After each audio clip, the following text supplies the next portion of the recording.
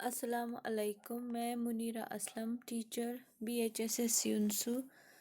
हम बायोलॉजी पढ़ रहे हैं, क्लास 9th। हमारा चैप्टर जो है वो है नेचुरल रिसोर्स और टॉपिक जो आज का है सॉइल। अब हमारा दूसरा एक नेचुरल रिसोर्स है। अभी तक हमने पढ़ा एयर और वाटर। नेक्स्ट है हमारा सॉइल। सॉइल क्या है? It is the part of earth that consists of degraded rocks and decaying organic materials. मतलब छोटे छोटे rocks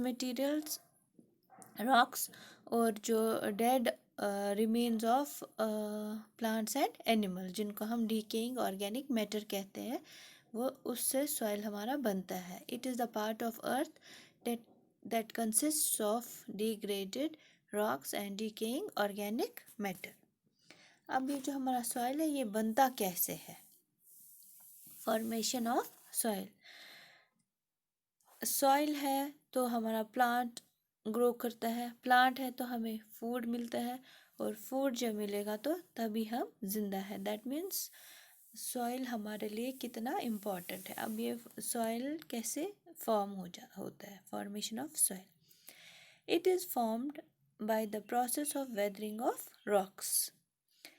In this process, the bigger rocks break up into smaller rocks and finally into such smaller parts that they form soil.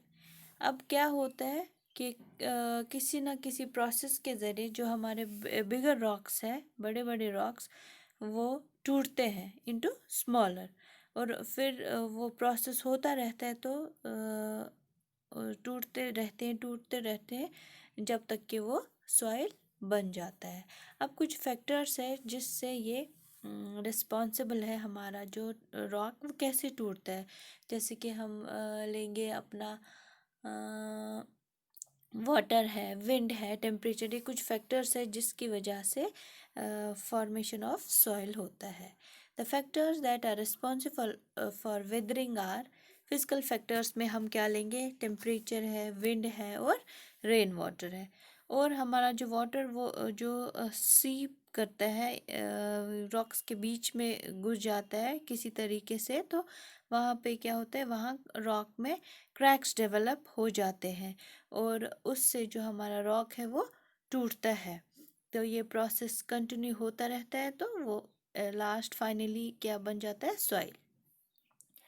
और दूसरा हमारा एक factor है biological factor, like lichens etc. grown on rocks secrete certain acids that degrade by penetrating rocks with the help of their roots. अब दूसरा है, क्या है हमारा फैक्टर जो है बायोलॉजिकल फैक्टर।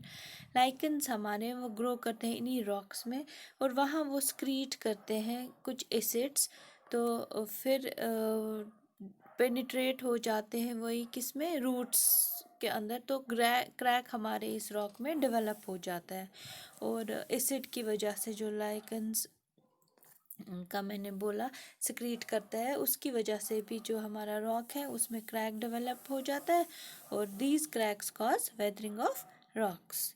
अब हमारा ये जो सॉइल है वो उसका ये कैसे बनता है, प्रोफाइल उसका क्या है? तो ये डिफरेंट लेयर्स है इसकी। क्या है सॉइल प्रोफाइल की? पहला तो है, ये डिवाइड है इनटू डिफरेंट लेयर्स। पहला है ए horizon, A B C and D horizon. A horizon क्या है? It is a top soil that is rich in humus. The roots of plants are embedded in this layer. यही जो ये वाली है top soil, और इसी में ज़्यादातर ह्यूमस है, रिच इन ह्यूमस इसमें है, और जो हमारा प्लांट है उसके रूट्स इसी लेयर में एम्बेडेड होते हैं। That is this layer is very important for plant. दूसरा layer is composed of minerals. जो भी मिनरल्स हमें पता है सॉइल में मिनरल्स वगैरह होते हैं, वो इसी बी हॉराइजन लेयर में होते हैं। और सी लेयर क्या है? This layer consists of unconsolidated parent material. और डी मतलब इसमें रॉक्स होते हैं, बड़े बड़े रॉक्स, उतने भी बड़े नहीं रॉक्स होते हैं, और डी होराइजन में जो है रॉक्स ही होते हैं। तो सी में थोड़े से कम रॉक्स होते हैं डी से साइज। तो ये हमारा सॉइल प्रोफाइल है। ये भी एक important natural resources, one of the natural resource is soil. तो कल हम कंपोजिशन ऑफ सॉइल पढ़ेंगे। Thank you.